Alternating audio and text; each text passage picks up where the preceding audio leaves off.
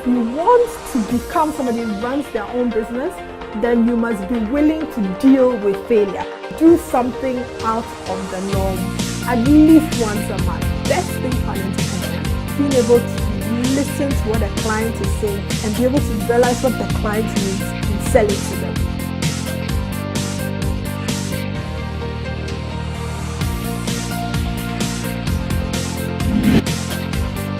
Hello and good afternoon. Welcome to the Ethel Kofi Startup School. I am Ethel Kofi. So the first week we talked about how to get ready psychologically. One of the things that I said during the first week of this program was learn how to deal with failure. And I've had a lot of feedback from viewers on what that means. What does it mean, learn to deal with failure? So this week, instead of what we had originally planned, I want to delve in a little bit more about what that means. How do you learn to deal with failure? How do you get ready? All of this is on your journey to starting a business, right? So I'm talking to you who is in your corporate job, in your office right now, watching this over the internet, and you have a dream, you have a thought, you have an ambition, there's a business you want to run, and you're planning towards it. So you are the person that I'm talking to today, or you've just started, you're just at the beginning now, you're trying to figure things out.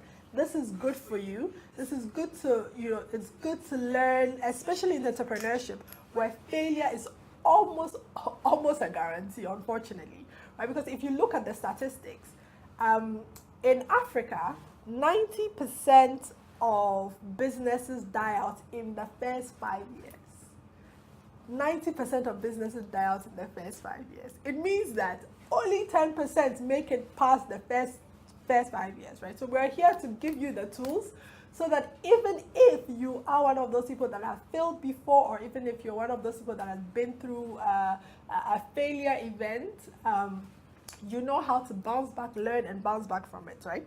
Now, let me tell you my story. If you sometimes I get a lot of people will say, oh no, you built a business, you built a foundation that's in 30 African countries, you built a business that's IT consulting of the year. But I want to tell you my story about failure, and then so that you will understand that everybody fails. Everybody fails on a daily basis. And when you sit down right now watching me, you know that you failed at something at one point in your life and you've moved on from it. So let me tell you, I'm going to tell you 3 stories. Story number 1. This is it's an old story, but this is from back when I was younger. So when I went to Infantiman Girls Secondary School, so any Infantiman Girls Secondary School person is listening, hello. And I was in, I think, in the top 10% of my class. Then we went to write SSCs, and then I failed my SSCs. This is not somebody who was failing in school. This is somebody who was doing well in school. Wrote exams, failed. I mean, everybody was shocked, right? Now, I went from there, and this was my first very major failure in life, right? I had to go back and, relook at my results and rewrite and that sort of thing. But guess what? I went from there to getting a second class upper in my university, and then getting a master's in distributed systems. I was the only person in my class that I was able to actually pass out with an MSc in distributed systems, right? So from somebody who failed her SSCs to somebody who graduated with an MSc in distributed systems, which is a branch of software engineering. I was the only person that took that course that year. Nobody actually wanted to take that course. That's just how difficult it was, right? Everybody comes back from some sort of failure in life. I'll tell you a second story, which is also very interesting. So my foundation, the Women in Tech Africa, when I initially started it, I thought, okay, let me just do one small online event, right? So those I wanted to bring women in the technology space together to share ideas over conference call, and I had everything arranged. I had my speakers, I had speakers from IBM, I had all the setup.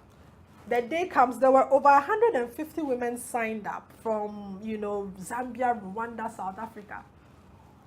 We now start the program, it's online, and then it just won't work, whether it's internet, whether it's internet, whatever. Can you imagine that I put myself out there to do this big event? 150 people signed up. I've invited these, at the time I invited the head of IBM South Saharan Africa, all these people, and then the technology would not work, right?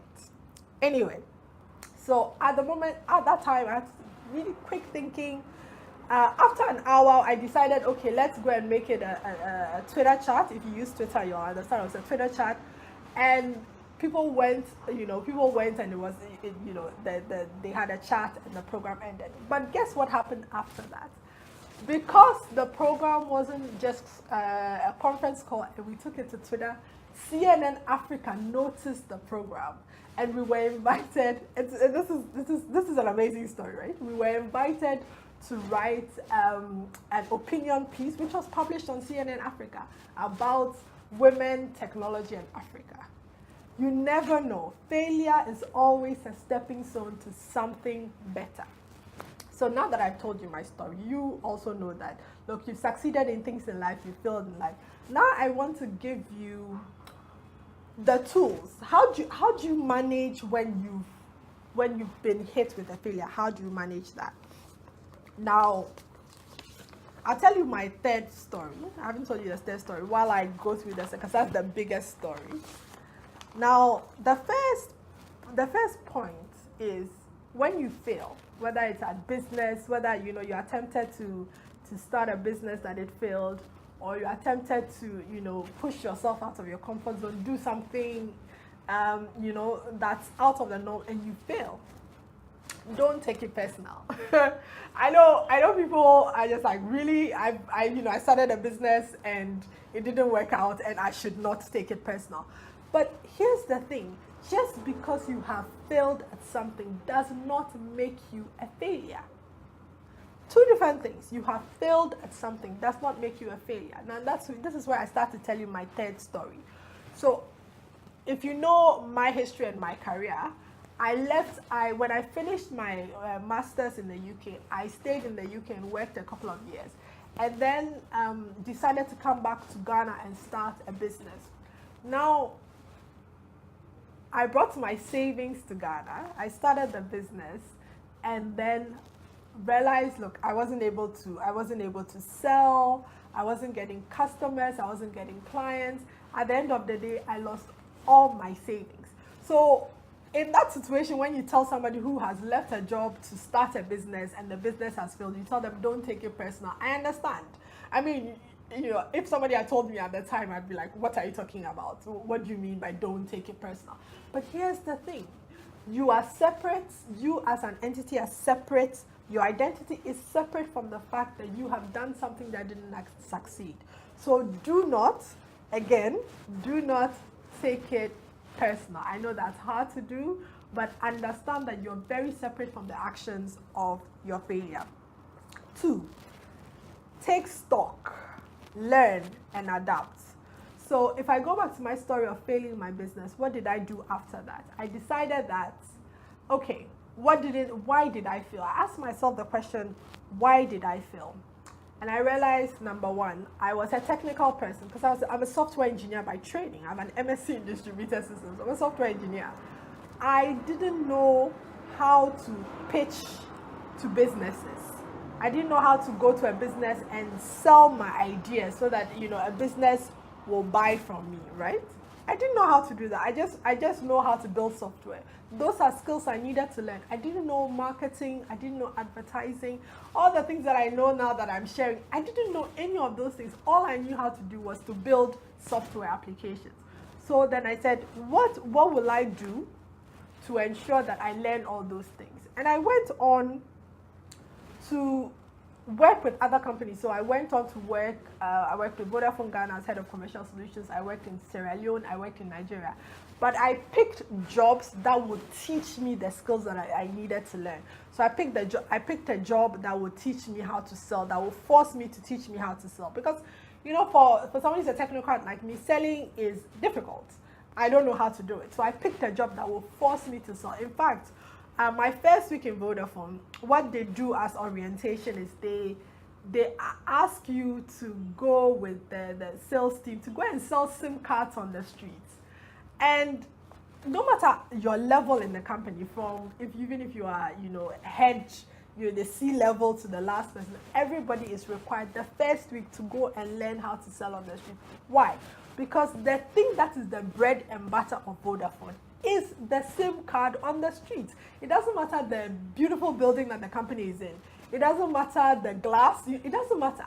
If Vodafone cannot sell SIM cards and Vodafone cannot sell, scratch cards, they don't have a business. So everybody in the business is required to learn how to do it, right? So I went to companies that I knew would teach me the skills that I needed to learn in my job. And that's how I adapted. Now, so the first one is, don't take it personal. I know that's really, really difficult, but don't take it personal just because you feel that something does not meet your failure. 2, take stock. Why did I fail? What might have produced a better outcome? Was the failure completely beyond my control, or was it in my control? And what can I do about it? Again, this is why I ask that you people write these things down, because these are stories from my personal journey of learning these things the hard way, and hopefully you don't have to learn it the hard way. Number 3, don't dwell on it. Do not dwell on it. Let me tell you another interesting story. So after I started my business again, like I told you, I had done the first one, failed. After I started my business again, a couple of years into the business, I had hired someone. I think I'd hired him. He had been home for, I think, a year or so. I'd hired him. He had been out of school. He had no experience. I hired him, trained him for about 2 years. And then after 2 years, he was working with one of my biggest clients at the time. After 2 years, he decided to resign. He didn't only resign, he convinced my biggest client at the time. This is true. This is a true life story. I'm telling you so you will learn. He decided at the time to not only to convince my best client to go with him. So not only had I lost my best worker, I had lost my highest paying client. Now, can you imagine how I felt and how I had to deal with that situation? But that's why I said, but don't dwell on it, because I took a moment, and true fact, if in that period, I remember sometimes I would sleep and then I'd just wake up in a sweat, right? Because you're thinking, how am I going to pay salaries? How am I going to, how am I going to take the business to the next level? How am I going to replace this client? How am I going to replace this employee? Entrepreneurship is not easy. Anybody tells you it's easy, it's a lie. It's a difficult path, which is why this is why I'm doing the FL Coffee Startup, so to ensure that you understand what it takes and you have the tools, learning from our experience and what we've been through, right?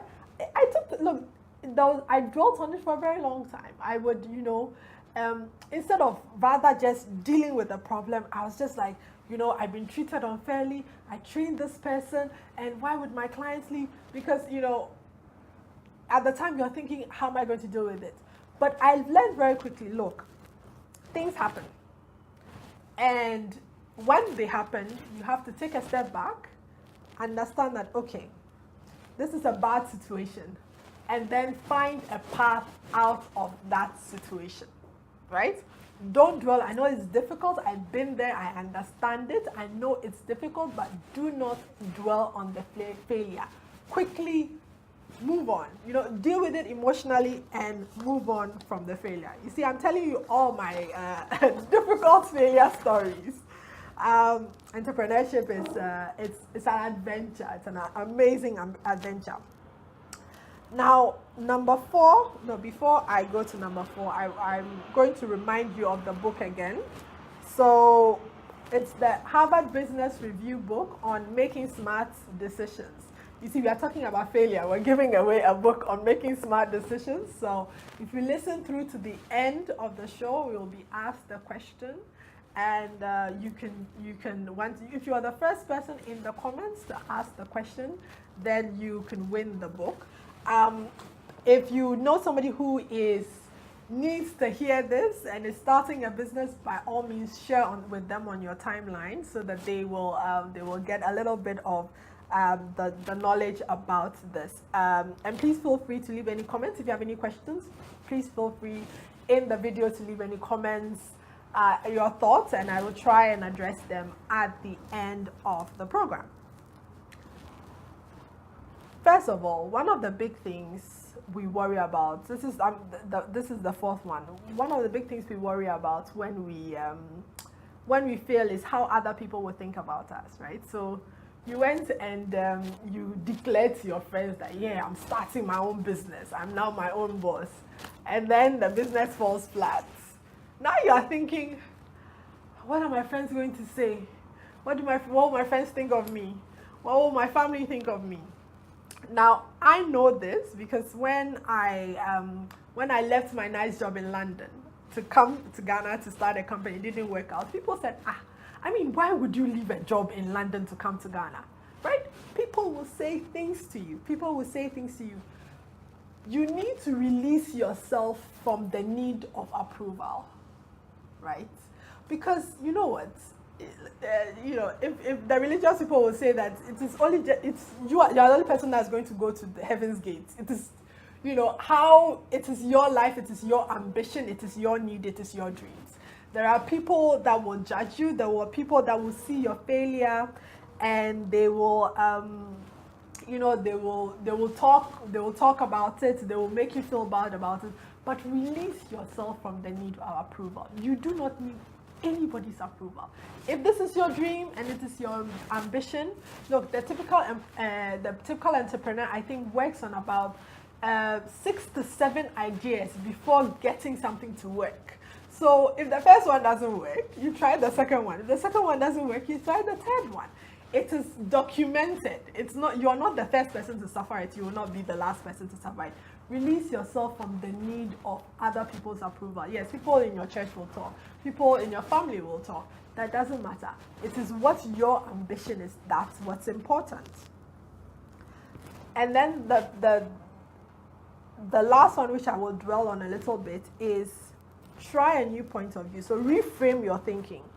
So instead of me deciding that, oh, I'm not an entrepreneur, entrepreneurship is not for me, it's not my thing. After the first time I failed, it wasn't, and I'm not saying I woke up one day and I immediately thought like that. It was a process. But there's an example, Tony Robbins, who's a speaker, who's a coach and a speaker, he says, when a little child starts, when a baby starts to maybe walk and it's taking longer to walk, you don't say, oh, this child is not a walker, he's not meant to walk, so, never mind, right? Leave the child not to walk. You know that you will keep helping your child to walk until they're ready to walk. It's the same thing with entrepreneurship. Just because it's one failure, or even 2 failures, or even 3 failures, that does not mean that that doesn't mean that you're not an entrepreneur. Maybe you don't have the skills, you don't necessarily have all the skills at the same. You can go, those things you can go and learn, those things you can go and acquire. It doesn't mean, a lot of people will say, I'm not an entrepreneur. There's a type of person that's an entrepreneur. If I'm not the if you want to say that I'm not the typical entrepreneur, right? I never, there were people that when they were in school, they were doing buying and selling. They were always sold something. I wasn't that type of person, but I still managed to learn the things I could to run a business. So, don't give up on the dream. Don't give up on the dream. Reframe your thinking, right? So me failing doesn't mean that I'm a failure, because if you just look at my one story, the one story that I told you at the beginning, that I failed at running a business, if I left it at that, that would be my only story. My story is, oh, I tried to run a business, I couldn't run it, so I'm not an entrepreneur. Okay, I'm moving away and out of my dream, right? So it should be that what you should tell yourself, and I'm going to read this out. If I fail, I am one step closer to succeeding. I am smarter because of the knowledge that I've gained through this experience. I know it's long English, but the point is, you've learned now what not to do, right? When you fail at whether it is failing at getting your first clients or failing at hiring, the right people, it just means you've learned what not to do. Okay, next step, right? I think the guy that invented the light bulb, I'm told he did something like he tried 1,000 times, and he failed 1,000 times. I mean, really, that's quite a bit. But because of him, we have light bulbs right now. So because of you, we might have, there's a business, there's a, you might be the next, Ghana's, whatever, Ghana's Prince Amwabing, Ghana's, whatever it is. And so keep going. Speaking of Prince Amwabing, actually, let me tell you a little bit of the story I know. And I've met Prince Amwabing one or two times. This is the MD and CEO of UT Bank. This is one of Ghana's big banks. He succeeded after 40. This was not his first business. He had tried buying and selling. He had tried, import, export. And the story is that at 40 years, his wife had left him because, what kind of a failure of a man? Literally, that's what she said. And in the story is, what kind of a failure of a man is this? At 40, he hasn't succeeded. He went to the army, came back and tried to do business. And after 40 was when he started the UT, I suppose it was a microfinance at the time, to this place where they are a bank. After 40, his wife left him. Today, Prince Amwabing is celebrated as a captain of industry, right? He didn't give up. He ran multiple businesses, and those businesses all failed. And then he finally found UT, right? And we'll talk about innovation there, because he innovated a little bit. He found something in the market, which was a lot of export, import, export. Because remember, he had done import and export business. A lot of import and export people needed cash, quick cash, to take their money out of the ports, and the banks were not providing that, right? The banks would say, go and bring land, go and bring this collateral, and it's a long process. But your things are in the port, and every day there are charges on it. So he, having done import and export, he said, no, you know what? If I can do a loan in 24 hours, especially for the people that are doing import and export, I would have cornered the market, right? That idea allowed him to corner a market alone in 24 hours. He's the first person in this country to do it. There are lots of people that do it now. He was the first person in this country to do it. And because the need was real and people understood that there was a market for it, he grew his business. So he started, was it Abosokan, was it Accra, that he had a small office, and they went from there, he and he co-founded, and they went from there to the amazing UT now, they have a bank, I think they have an insurance firm, they have multiple businesses, right? After 40.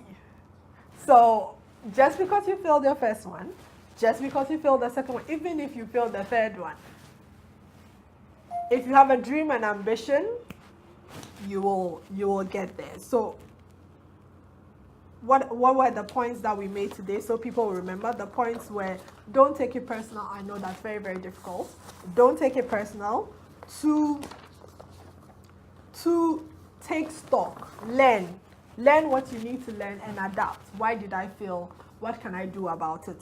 3, don't dwell on it. I know it's difficult not to dwell on it, but do not dwell on it, because the more you dwell on it, the more you can't find a solution, right? The more you are sad. The more you are, it's difficult, the more you have a hard time. So do not dwell on it. And then release yourself from the need of approval. Release yourself. Look, not everybody is going to approve of what you're doing. Not everybody is going to get what you're doing. That's absolutely fine. Not everybody, look, now that Prince Amwabing is a captain of industry, the people that didn't get him, they now get him, no? So it's fine. When you get to where you need to get to, they will get it. And then the fifth and final one is reframe your thinking. Try a new point of view. I have failed, that doesn't mean I'm a failure. It just means that I have,